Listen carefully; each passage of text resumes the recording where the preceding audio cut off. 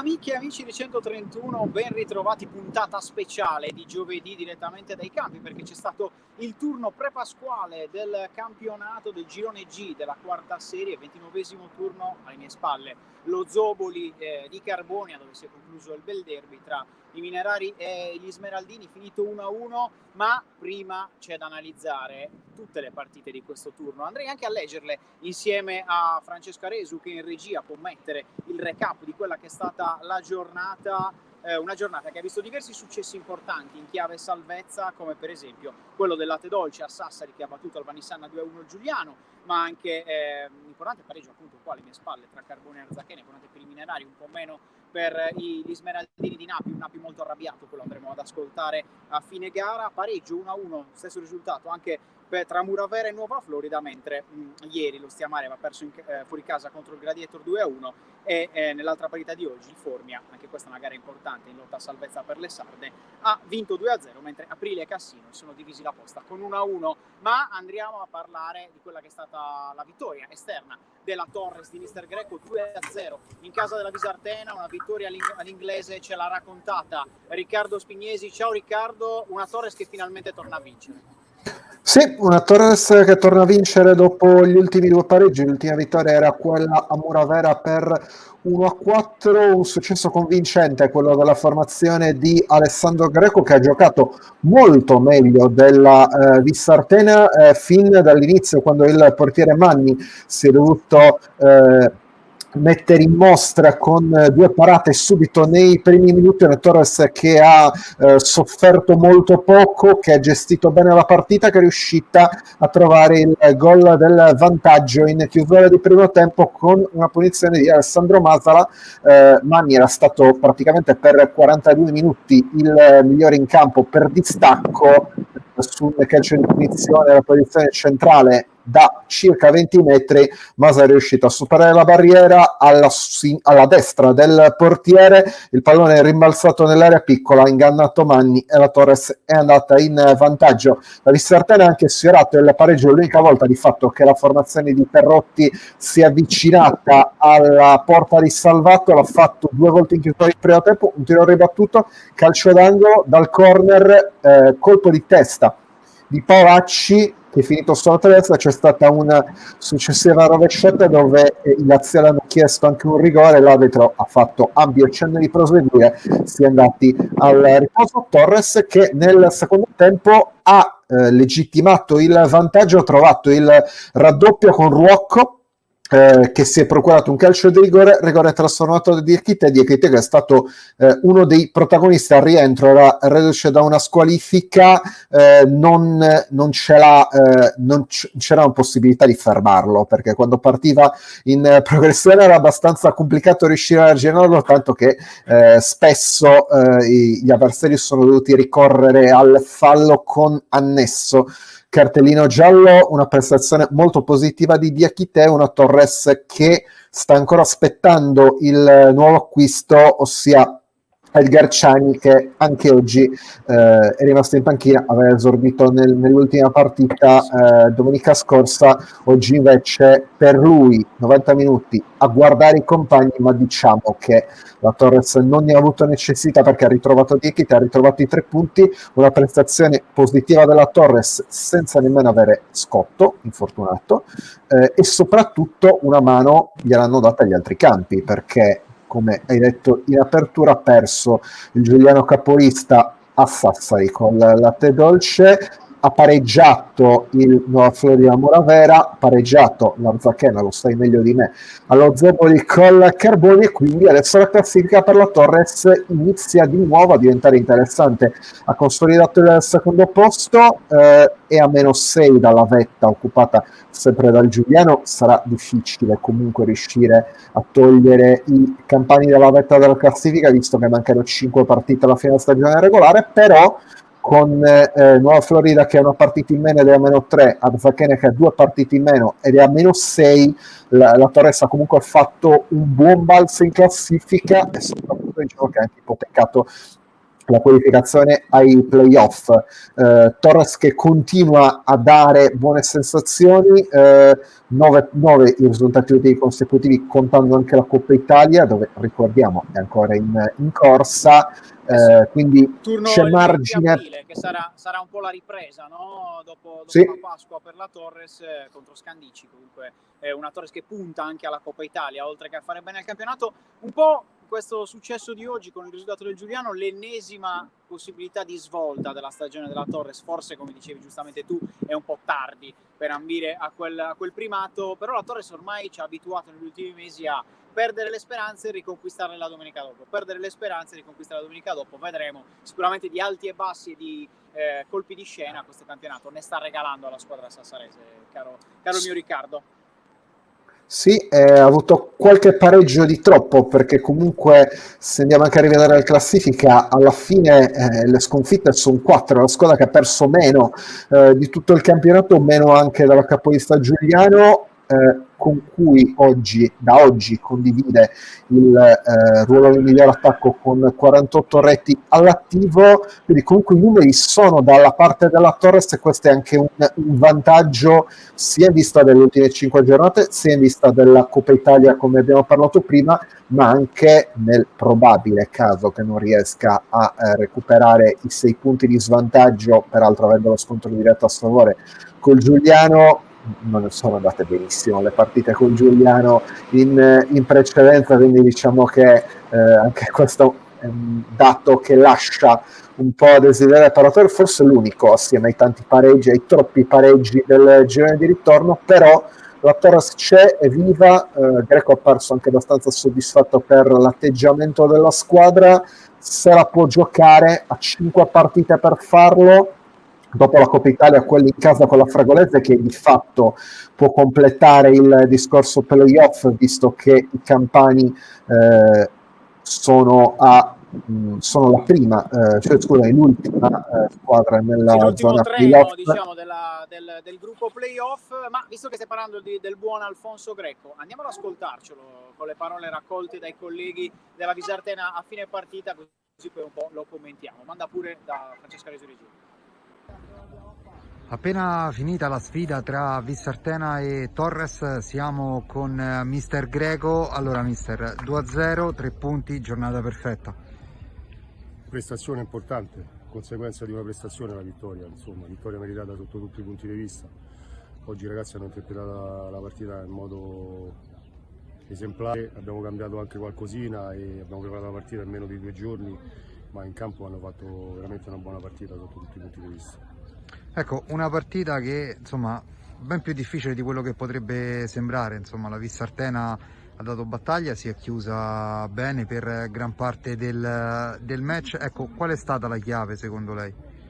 La chiave è che abbiamo continuato a giocare sempre, anche quando si chiudevano continuavamo a giocare, a cercare lo sbocco, la giocata, abbiamo avuto anche un paio di occasioni prima del gol di andare in vantaggio, poi siamo rimasti sempre uniti, compatti, rischiando poco dietro, e poi quando c'è stata la gestita abbiamo gestita bene.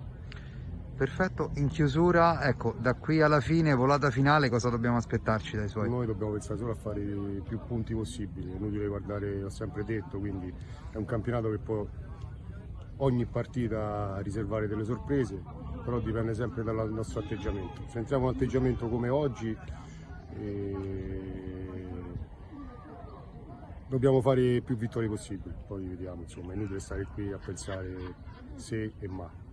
Perfetto, grazie mister, in bocca al lupo. Grazie. Ecco Ricky, non pensare ai se ma, che è un po' il ragionamento che la Torres cerca di fare da diversi mesi, non sempre c'è riuscita come dicevamo. Ti chiedo, prima di salutarti, migliori e peggiori di questa sfida, o comunque i migliori di questa Torres di oggi? Sicuramente di Achite, che ha fatto molto bene. Gurini e Ruocco hanno creato molti problemi alla retoguardia della Visartena, e poi ovviamente bisogna mettere Masala, perché il gol in chiusura di primo tempo ha indirizzato la sfida ed è riuscito comunque anche forse un po' a sbloccare una situazione che per la Torres, spesso ne abbiamo parlato in queste ultime settimane, che magari c'era un po' di ricerca eccessiva del gol, e magari alcune partite, penso soprattutto ai pareggi, si poteva fare qualcosa in più.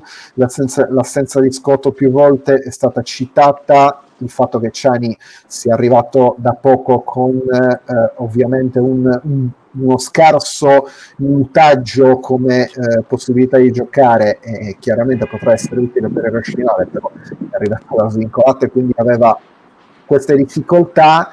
Oggi non ci sono stati questi problemi dopo un avvio che ha avuto 2 occasioni subito, poi la partita stava un po' stagnando. Quel gol è riuscito veramente a cambiare la situazione legata alla Torres. Adesso vediamo anche la grafica, peraltro ha 2 derby, la sfida con le Formia che lotta per non retrocedere, partite assolutamente non semplici. Come ha detto Greco, questo è un campionato che può dare tante sorprese, però chissà che magari nel prossimo turno, se dovesse tornare a giocare il Lanusei col Giuliano Capolista, magari fa un'altra impresa con la Capolista, dopo il latte dolce magari può toccare al Lanusei, allora lì chissà che la Torres non possa arrivare anche a rigiocarsi per la vetta. Direi che Certo. sui bocciati possiamo anche tralasciare, perché è stata una vittoria convincente della Torres, che direi che sotto il 6 non c'è nessuno. Va bene, grazie caro il mio Riccardo Spignesi, e dal successo della Torres in trasferta andiamo a Sassari, dove c'è stato un altro successo. Ha già un po' anticipato il buon Riccardo, avevamo detto anche a inizio di trasmissione, la vittoria del Latte Dolce per appunto sulla squadra capolista, sul Giuliano. Ce l'hanno raccontata Andrea Olmeo e Francesco Aresu, con cui andrei a collegare direttamente dal Vanissanna. Ciao caro Rob, caro ma insomma direi che sia il caso più che altro di andare a parlare del derby Carboni-Arzachena, perché insomma parleremo debitamente della gran vittoria del Latte Dolce, anche col buon Andrea Olmeo, che ora è impegnato, ma siccome voglio che ci sia anche lui poi dopo per raccontarlo Freme. a chi ci sta a chi ci sta guardando. Andiamo invece a raccontare del derby dello Zoboli, perché insomma alla vigilia era una di quelle partite apertissime, 2 squadre con obiettivi molto caldi. Chiaramente il Carbonia cercare di evitare la retrocessione diretta, l'Arzachena cercare di restare attaccatissima alla zona playoff. E quindi raccontaci un po' com'è andata, al di là dell'1-1, perché insomma hai un po' spoilerato su Nappi, però No, sì, un 1-1 che racconta benissimo la partita dello Zoboli, perché le due squadre, se vogliamo, si sono divise sia la posta che anche i tempi di gioco. Un primo tempo dove l'Arzachena ha fatto sicuramente meglio, è stata più padrona del campo, infatti è andata in vantaggio con Marco Sartor, servito benissimo da Pallecchi, è riuscito a girare bene l'ex Torres e Latte Dolce e a fare 1-0 per i suoi. A inizio ripresa è cambiato un po' il Carbonia, perché si è fatto male nel primo tempo Padurario. All'intervallo Suazo ha scelto Giucci e Giucci ha dato quel brio in più a un attacco che era stato molto sterile nel primo tempo. Giucci stesso ha dato il via a un'azione a inizio ripresa che ha portato Russo a mettere in mezzo una gran palla per Aloia, una situazione anche simile, se vogliamo, al gol di Sartor. E il bomber dei Minerari non ha sbagliato, 1-1 che poi è rimasto fino alla fine. Va dato grande merito a Idrissi, che ha fatto un paratone davvero su Nino Pin nella ripresa, e soprattutto a un Marco Sartor che da solo davanti al portiere circa all'80° ha centrato Idrissi col colpo di testa proprio da solo a 2 passi. Poteva fare meglio Marco Sartor, però alla fine è arrivato un pareggio giusto per quello che ha raccontato il campo. Nappi che si è arrabbiato molto, soprattutto con se stesso, perché a inizio di ripresa ha cambiato molto inserendo Mannoni, e forse questo cambio molto ha un pochino penalizzato la sua squadra, soprattutto perché dall'altra parte c'era davvero un Carbonia che è entrato con un piglio diverso in campo, un Carbonia che aveva bisogno di trovare punti dopo le 2 sconfitte consecutive, ma soprattutto perché praticamente le altre accanto a lei hanno tutte vinto oggi, a parte la Nusei e Uri che non hanno giocato, le altre avversarie salvezza. C'è stata anche un po' di polemica, o comunque sia non è stato accolto benissimo questo rinvio tra Uri e la Nusei, anche perché ricordiamolo, al momento il Carbonia in questo momento sarebbero retrocesse tutte e 3 le sarde, Carbonia, la Nusei e Latte Dolce. Questa classifica ovviamente è sbagliata perché considera un punto in più per i Minerari. Detto questo, sono sono 8 praticamente i punti di distacco dall'Uri, che a questo momento eviterebbe il play out alla terzultima, che appunto è la Nusei, e quindi scenderebbero dirette le 3 sarde. Ci auguriamo che non sia così a fine campionato. Dall'altra parte un Arzachena che ha molto rammarico, non tanto per la partita ma per il risultato. Nappi, ti dico subito che l'ha presa come 2 punti lasciati al Giuliano, perché lui ha visto la sconfitta del Giuliano e punta ancora al titolo Nappi, lo so, magari può far strano, visto che parlavamo prima della Torres che ha 6 punti, ma Nappi con i 2 recuperi, Nappi ancora ci crede. Finché non c'è la matematica, mister Nappi continuerà a crederci in questa possibilità dell'Arzachena nel titolo. Ce lo andiamo ad ascoltare? E direi proprio di sì. Mister Nappi, 1-1 in casa del Carbonia, un pareggio particolare dove avete giocato comunque la vostra partita intensa, avete avuto le occasioni anche per portarla a casa. Forse per la prima volta davvero oggi l'abbiamo vista arrabbiata del risultato che è arrivato. Sì, molto, ma non solo io, anche i ragazzi come mercoledì scorso con la Torres, perché siamo stati un po' rinunciatari in quella partita, però oggi siamo stati propositivi, abbiamo fatto la nostra partita, come ho già detto prima al tuo collega, siamo andati in vantaggio con un gran bellissimo gol di Marcos, e poi abbiamo avuto altre occasioni, e poi dopo, come ho detto già al collega, mi prendo un po' di responsabilità su determinate situazioni di gioco tattiche nel secondo tempo, e niente, lavoreremo per poter migliorare questi errori. Però ragazzi, non posso dire niente, su un campo brutto da giocare abbiamo giocato lo stesso, abbiamo fatto delle situazioni di gioco molto molto importanti, abbiamo sfiorato il gol nel secondo tempo 3 o 4 volte, poi anche il Carbonia poi è venuto fuori e secondo tempo un po' a favore di Vento ci ha anche a volte messo in difficoltà, però non in grossa difficoltà. Però alla fine sono contento, ho mosso la classifica, sono a 51 punti, ho 2 partite almeno degli altri e ce la giocheremo fino alla fine per l'obiettivo principale, poi vediamo quello che succede alla fine, facciamo i conti. Ecco, mister, lei è sempre stato quello a crederci di più in casa Arzachena, e poi il gruppo l'ha seguita, però forse per crederci davvero sta mancando quel centesimo per far salire la sua squadra. Mi spiego: avete preso gol oggi magari su una situazione particolare, potevate gestire meglio quel pallone, vi sono mancati dei gol, per esempio Sartor ha avuto la palla clamorosa per portarvi sul 2-1, esatto, e di testa, era già successo anche con la Torres, vi manca quell'attenzione in più nei linee particolari. Guarda, la nostra squadra, come ti ho detto già dall'inizio, proprio è una squadra con grandi valori e non siamo una grandissima squadra sul valore tecnico, però noi sopperiamo a questo con grandissima volontà, con grandissimo impegno. Io prima, a fine della partita, i ragazzi ho visto veramente gente incazzata, scusatemi la parola, però ho detto che adesso c'è un mese, 10 giorni, quanto c'è, un mese e mezzo, che dobbiamo solo esclusivamente pensare all'obiettivo.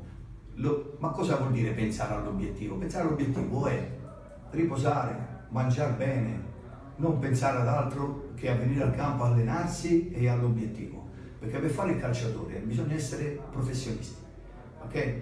Via, adesso abbiamo un mese, dobbiamo pensare soltanto a questo, al nostro obiettivo. Poi tutto il resto andranno poi al mare, andranno a fare la serata con le fidanzate, le feste, ci andrò anch'io, non è un problema. Ma adesso dobbiamo solo e solamente pensare all'obiettivo, anche perché noi siamo una rosa che è una rosa importante per me. Non ho fatto ritocchi proprio perché ho una rosa importante e non ho messo gente che poteva anche destabilizzarmi il gruppo. Perciò ho preferito andare avanti, abbiamo preso 2 ragazzi, Doratiotto e Melis, e basta al mercato di dicembre. Poi abbiamo giocatori importanti fuori come Fabio Doratiotto, come Antonio Loi, che cerchiamo di recuperare. Adesso abbiamo Pinna che sicuramente avrà un problema che lo porterà a non averlo per 3 o 4 partite, però è un grande professionista e si metterà al posto per poter fare lo sprint finale.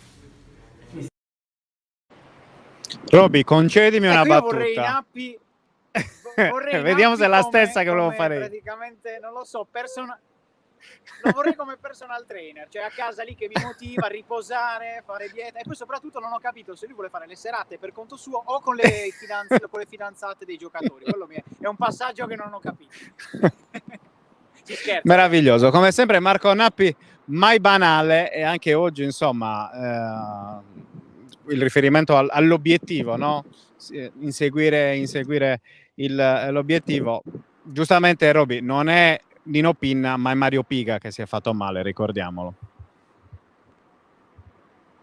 Sì, esatto, si è stirato nel primo tempo, è entrato al suo posto Tommaso Spanu e Piga è sicuramente uno stiramento perché ha proprio fatto il classico gesto, vedremo. E Loe sicuramente è una pedina invece importante che sta mancando a questa Arzachena, perché manca quel ricambio lì quando deve sostituire Pallecchi o magari anche qualche partita in cui Nino Pinna ha bisogno di tirare un po' il fiato, manca quel cambio tra la fascia e la seconda punta che ti permetta quel brio in più, perché tra Mannoni diverso, appunto Mannoni, però è un pochino più da manovra ragionata, da inserimento quasi da mezzala, non ha quel dribbling secco che può avere magari un giocatore come Antonino Loe, che sicuramente farà molto comodo a questa Arzachena quando tornerà. Ricordiamo, l'Arzachena adesso avrà 2 gare in casa alpirina, prima il 20 di aprile il derby, il recupero contro il Muravera, e poi invece ci sarà l'altra gara in casa contro l'Aprilia. 2 sfide molto molto importanti per quella che è il percorso verso i playoff di questa squadra. Ovviamente lasciamo Nappi la matematica fino a quando potrà inseguire il Giuliano. Non so se sei d'accordo, ma andrei ad ascoltare l'altro allenatore, ovvero mister David Suazo. Assolutamente sì. Mister Suazo, un pareggio dai 2 volti se vogliamo, sicuramente positivo da una parte perché arriva e smuove la classifica ed arriva contro una squadra sicuramente forse più forte di voi sulla carta, visto la classifica che sta lottando l'Arzachena. Dall'altra parte forse un po' negativo perché il vero Carbonia, quel Carbonia che piace a lei, si è visto solo nella ripresa. Diciamo in quello, noi dobbiamo ripartire da quei 45 minuti perché abbiamo bisogno di questa energia, di questa positività e di questa non paura di vincere. Noi non dobbiamo avere paura di vincere, anzi dobbiamo vincere per dare un senso ancora di più a questo lavoro che stiamo facendo dall'inizio. Non sarà facile perché è un percorso lungo, ancora ci mancano 5 partite, però penso che con questo stimolo possiamo dire la nostra. Ho dei ottimi ragazzi, ho dei ragazzi che vogliono e ci tengono. Quando tu trovi questo positivo ti aiuta anche a lavorare in una certa maniera. E noi continueremo a lavorare perché ci crediamo. Finché ci crediamo continuiamo a lottare. Oggi abbiamo affrontato una ottima squadra, come dici tu, l'alta classifica denota le qualità che hanno e nonostante questo abbiamo reso dura la pelle e questo ci dà la differenza tra loro e noi, è che loro sono iniziati subito così forte, determinati e in quelle che sono trovati, diciamo che sono le loro sicurezze, e noi ci siamo messi un po' per trovare le nostre sicurezze, perché quando troviamo le nostre sicurezze i ragazzi vengono su, ci crediamo, lasciamo meno spazio, lasciamo meno da fare alle squadre avversarie e noi creiamo, perché davanti possiamo creare e quando creiamo riusciamo ad andare in gol. E nonostante quello dobbiamo continuare così. Ecco, loro riescono ad andare in gol, ha creato tanto nella ripresa, magari non ha tirato con costanza il Carbonia, però ha tenuto molto il pallino del gioco, è stato un Carbonia sicuramente più bello da vedere quello dei secondi 45 minuti, un Carbonia però deve essere bravo a ragionare non solo su se stesso e fare i punti nelle prossime partite, ma anche non farsi influenzare da quello che succederà negli scontri diretti delle avversarie, e in questo David Suazo ne ha parlato, poi lo troverete nel nostro sito in maniera completa a livello testuale, ma anche domani nella ripresa con zona mista dal punto di vista del video. Non è piaciuto, ve l'avevo già detto un pochino a inizio trasmissione, il rinvio, poi ovviamente si tratta di casi Covid, quindi ci sarà un regolamento che lo permette, però è stato vissuto un po' male il rinvio tra Uri e Lanusei, anche perché qui si tratta di 2 squadre sarde, anche loro mischiate nella salvezza, in casa Carbonia, e anche da parte di Suazo. E c'è anche un passaggio importante secondo me sui recuperi di alcuni giocatori che magari con lo stesso David Suazo non si erano trovati tantissimo, di Marco Russo e magari anche un po' Adorgiuci nella parte centrale di campionato, che invece oggi hanno confermato di poter essere davvero fondamentali nella salvezza del Carbonia. Russo con un assist, Marcucci, dando un brio in più a un attacco che non aveva avuto nel primo tempo. Perrusso, tra l'altro, la seconda gara consecutiva la titolare dopo che non giocava davvero da tanto tempo, dal primo minuto, quindi credo che anche questo sia un segnale importante per la squadra di Carboni. Va bene Roby, grazie allora per averci raccontato Carbonia Arzachena 1-1, ricordiamolo, insomma, hai già detto che troverete a breve le parole sia di Nappi che di Suazo sul nostro sito. Buon rientro a casa, salutami Davide Corsini, sei ancora lì, insomma, che ti ha aiutato oggi. No, è andato via, vabbè, lo saluteremo la prossima volta. Grazie Roby. E niente, andiamo avanti a parlare ancora di questa giornata importante per quanto riguarda le sarde del girone G di Serie D, andando a Muravera dal nostro Matteo Cardia. 1-1 importante per la squadra di Francesco Loi contro il Nuova Florida, insomma una squadra come dire, importante, terza in classifica, insomma di fatto uno scontro playoff bello e buono tendenzialmente per la squadra di Loi. 1-1. Ciao Matteo, raccontaci un po' com'è andato. Ciao, buonasera a tutti. Insomma, un pareggio che lascia un pochino l'amaro in bocca a Mister Loi, perché è tutto successo negli ultimi 10 minuti di gara, quando De Montis ha sbloccato la partita con una rasoiata, con un tiro davvero bellissimo, una punizione davvero bellissima che si è infilata sotto al 7, battendo Giordani, che fino ad allora probabilmente era stato il migliore dei suoi, perché il Muravera ha giocato davvero una gran partita, attaccando, magari non trovando tanta facilità nell'ultimo passaggio, ma rischiando di trovare il vantaggio, soprattutto nel primo tempo, con due conclusioni, una di Mattia Floris e l'altra di Alessandro Cadao. Insomma, quindi un Muravera molto positivo, un Muravera che ha reagito alla debacle, insomma, di Monterotondo, dove appunto però è mancato proprio dall'altra parte un po' di cinismo, e dall'altra, insomma, il Muravera ha preso il gol del pareggio di Contini un minuto dopo il vantaggio di De Montis. Quindi parliamo insomma di un errore che ha pesato, perché è arrivato da una palla persa nella propria metà campo, dove c'era una sospetta posizione di Persichini, se non mi sbaglio, di fuorigioco, però per l'arbitro è stato tutto regolare. È arrivato Contini sulla respinta del tiro del numero 34 avversario, ed è arrivato così il pareggio, di cui le squadre appunto si sono alla fine accontentate. Però devo dire che davvero un Muravera molto molto positivo, soprattutto nella prima frazione, anche viste le assenze, perché mancava Mancosu, mancava Rossi, che era appena rientrato insomma in campo, era rientrato davvero da poco tempo, e che all'inizio gara aveva perso anche Mereu per un infortunio all'adduttore, se non mi sbaglio. Quindi insomma un Muravera che è riuscito a reagire e ha preso un punto importante. Manca ancora qualcosina però per quella quota 42 che Mister Loi ha indicato come insomma il massimo per arrivare alla salvezza. Hai detto bene, mancano ancora 3 punti per arrivare a 42, però insomma il Muravera che si conferma una squadra che contro le squadre forti, insomma di fatto le squadre d'alta classifica gioca bene e regge assolutamente il confronto. Certo, vederla al nono posto a 39 punti probabilmente insomma fa un po' pensare, però di fatto questo è il campionato dei ragazzi di Francesco Loi, che tu, caro Matteo, hai sentito al termine della gara, e quindi pregherei il nostro Matteo Porco in regia di mandare le parole, l'estratto dell'intervista a mister Francesco Loi. Un minuto al vantaggio in una partita fatta molto bene dai ragazzi, molto molto bene, forse una delle migliori della stagione, con dominio territoriale, tante occasioni create, ma soprattutto pochissime concesse. Però il calcio è questo, si sbaglia, si fa mezzo errore, si subisce, però è importante una reazione dopo la figuraccia rimediata domenica a Monterotondo, dal punto di vista anche dell'orgoglio, oltre che della qualità, e c'è stata in pieno. Bisogna accettare anche questi punti, perché arrivano contro una squadra di livello molto alto, contro la rivelazione del campionato, e la partita ha dimostrato che quando ci siamo dentro, con la testa e con il cuore, riusciamo a competere con chiunque. prima del gol del vantaggio.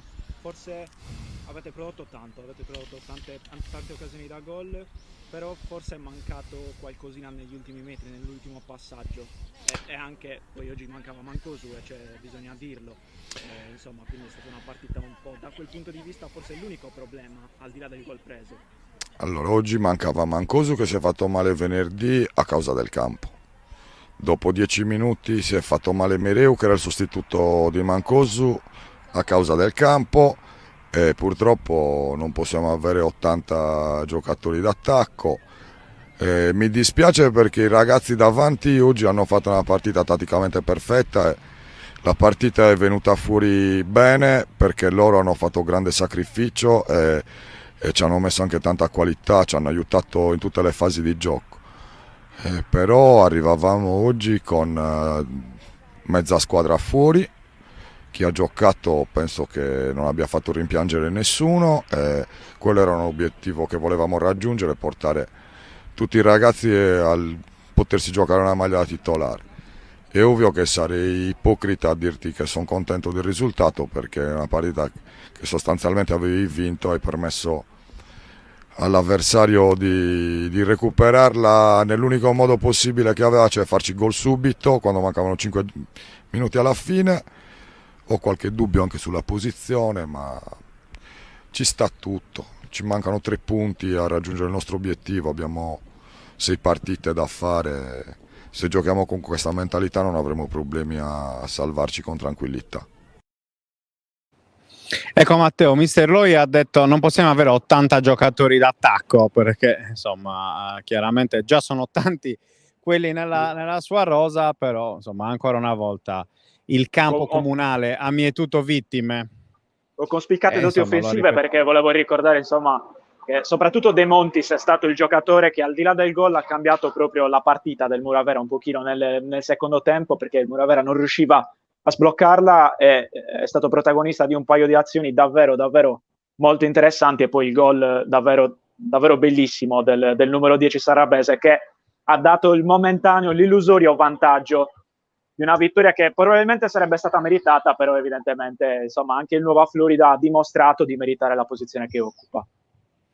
Va bene, caro il mio Matteo Cardia, grazie per averci raccontato la sfida del Muravera contro il team Nuova Florida. Grazie a voi. Buon rientro a casa. Grazie a voi e buon lavoro.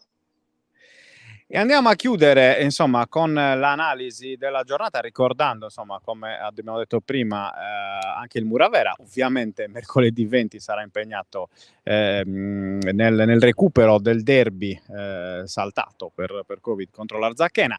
Mercoledì 20 appunto al Pirina ci sarà anche l'Atletico Uri, che sarà poi ospite dell'Insieme Formia, altra gara saltata per Covid, quindi l'Atletico Uri in questo momento ha 2 impegni da recuperare. Insomma, tornando poi al discorso che faceva prima Roberto Pinna, no? Insomma, del fastidio un po' in qualche modo del Carbonia per questo derby rinviato. Insomma, chiaramente l'Atletico Uri si ritrova potenzialmente ancora a +6, quindi +14 volendo, in caso di doppia vittoria nei confronti del Carbonia. Ma dicevamo, chiudiamo con quella che forse è la sorpresa più grande della giornata odierna, ovvero la vittoria del Latte Dolce di Mauro Giorico al Vannissanna, qui con me il nostro bellissimo Andrea Olmeo, che entra però di più in non vergognarti della tua bellezza.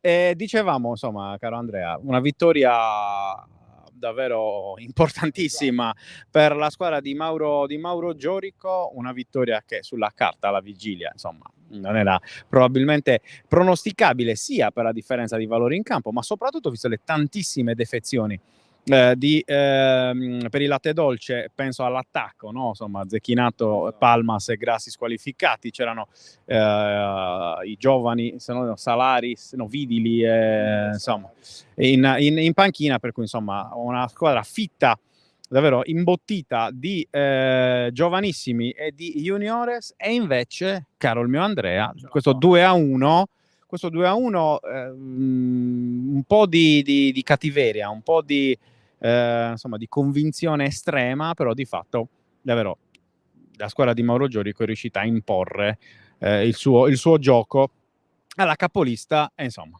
Esatto, assolutamente una prestazione di grinta e di cuore da parte della squadra di mister Giorico, soprattutto appunto da chi richiedeva appunto di più, nel senso ci ha confidato appunto a fine gara che Bartulovic ha giocato e non sarebbe dovuto essere della gara per un problema appunto di pubalgia, però appunto ce l'ha fatta, alla fine il gol è arrivato al 21esimo, il gol di Cannas appunto dopo una prima parte di primo tempo è iniziata con il Giuliano un attimino più cattivo davanti, poi però il latte dolce è venuto fuori, è arrivato il gol di Cannas, una bella manovra, però appunto un paio di rimpalli dentro l'area hanno favorito appunto il numero 11 bianco-celeste che ha messo a segno il gol del vantaggio. Poi il primo tempo è finito con il Giuliano che stava facendo più vedere in area del latte dolce, stava iniziando a giocare di più, però per fortuna è finito il primo tempo e quindi sono riusciti a tornare negli spogliatoi con il risultato di vantaggio.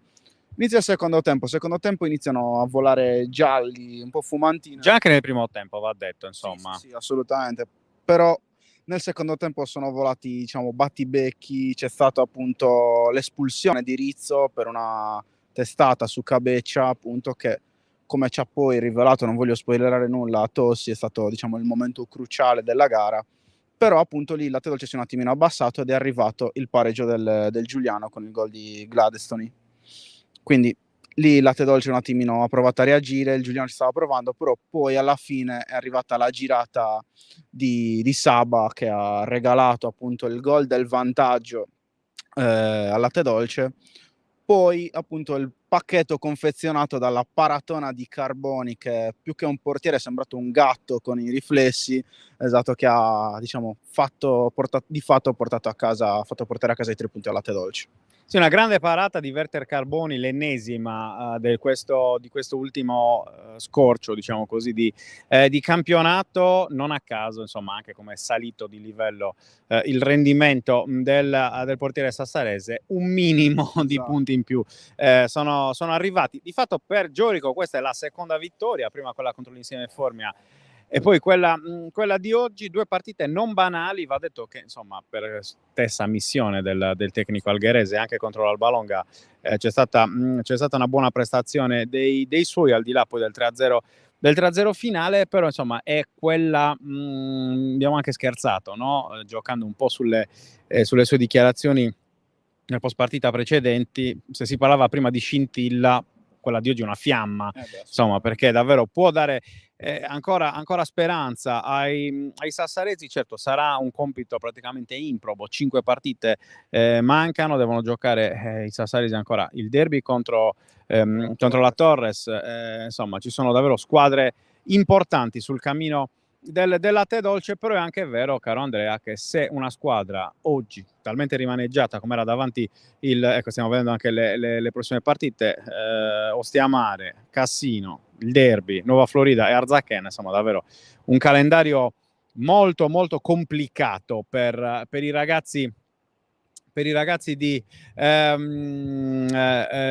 Mauro Giorico, che andiamo ad ascoltare un estratto della sua lunga intervista che vi riproporremo domani come sempre in via integrale su Zona Mista.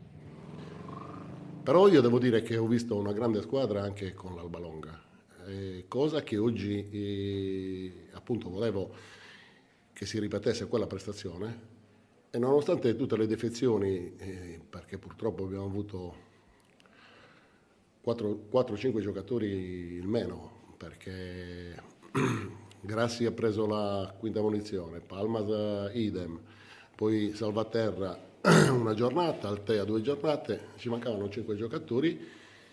Ho chiesto alla squadra appunto la prestazione simile a quella dell'Albalonga, e oggi devo dire che hanno risposto alla grande, vincendo una partita soprattutto giocata bene nel primo tempo. Nel secondo tempo ci siamo abbassati un po' e abbiamo rischiato qualcosa, poi abbiamo preso il gol del pareggio, ma abbiamo avuto la forza e la lucidità per far di nuovo gol e vincere questa partita, che per noi era fondamentale per tenere la speranza accesa. Ora ancora non ho visto i risultati, però mi basta aver vinto la gara per pensare appunto che abbiamo accorciato le distanze su diverse squadre. È chiaro che il cammino è ancora lungo, però con le prestazioni che questa squadra ultimamente sta facendo io sono molto fiducioso, anche se c'è da dire che dobbiamo incontrare ancora la Torres e l'Arzachena all'ultima, dobbiamo affrontare ancora 4 squadre che sono nei vertici, però se siamo riusciti nell'impresa di battere la prima della classe, questa squadra ha tutto quanto è possibile, per cui dobbiamo essere fiduciosi, lavorare così come stiamo facendo, creando quell'entusiasmo che ci vuole per cercare di raggiungere l'obiettivo e poi vedremo un po' dove arriveremo a fine campionato. Ecco Andrea, non abbiamo niente da perdere, ha detto Mauro Giorico, o meglio questo era l'approccio per preparare la partita di oggi. È un approccio che ha funzionato perché poi alla fine sono arrivati i 3 punti. Ti chiedo, secondo te sarà poi questo l'approccio che dovrà tenere fino a fine campionato il Latte Dolce? Spoileriamo anche qua, cioè anticipiamo, Giorico ha dato la sua risposta, ma lo scoprirete sul sito, in via testuale.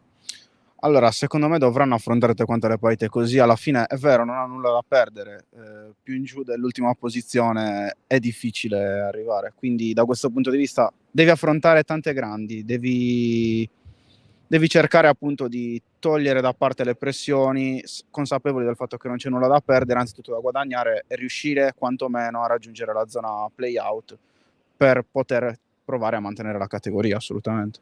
Vedremo, perché davvero sarà un compito molto complicato quello che aspetta il Latte Dolce di Mauro Giorico, così come quello che aspetta anche il Carbone di David Suazo e il Lanusei di Oberdan Biagioni. Insomma, davvero la lotta a salvezza / play-out è davvero complicata per le squadre sarde. Noi ovviamente ci auguriamo che insomma a scendere siano squadre non della nostra meravigliosa isola. Va bene, possiamo anche chiudere, caro Andrea, ricordando per l'ennesima volta che non si è giocata Atletico Uri Lanusei per i casi di positività al Covid nella squadra ogliastrina, quindi verrà recuperata nelle prossime settimane. La Serie D torna in campo mercoledì prossimo con 3 recuperi, 3, cioè, o meglio, due partite interessano 3 squadre sarde, uno è il derby di Arzachena contro il Muravera e poi appunto quello dell'Atletico Uri impegnata contro l'Insieme Formia. Poi invece sarà praticamente la domenica successiva con la 30ª giornata. Davvero si sta scaldando sempre più questa lunga Serie D. C'è stato poi tra l'altro anche l'ennesimo comunicato della Lega Nazionale Dilettanti che ha differito di un'ulteriore settimana la disputa degli ultimi 4 turni, no? Quindi finirà teoricamente il 22 maggio la stagione regolare, però insomma davvero questo è il turno prossimo. Abbiamo detto il Torres contro la Fragolese, ma insomma davvero tantissime partite importanti che come sempre proveremo a raccontarvi. Ma spostandoci dalla Serie D, ricordiamo sabato alle 12:30 torna in campo il Cagliari di Walter Mazzarri, che domani mattina a 12:30, alla stessa ora della partita, parlerà con noi cronisti. Vi proporremo ovviamente anche le parole del tecnico di San Vincenzo. Grazie a tutti per aver seguito questo speciale di giovedì con molto campo e poche risate probabilmente rispetto al menù solito. Appuntamento ovviamente alla settimana prossima con la Serie D. Grazie a tutti coloro che insomma sono intervenuti, inviati, registi e quant'altro. Andiamocene pure in pace. Sei d'accordo? Assolutamente. E quindi? Sigla.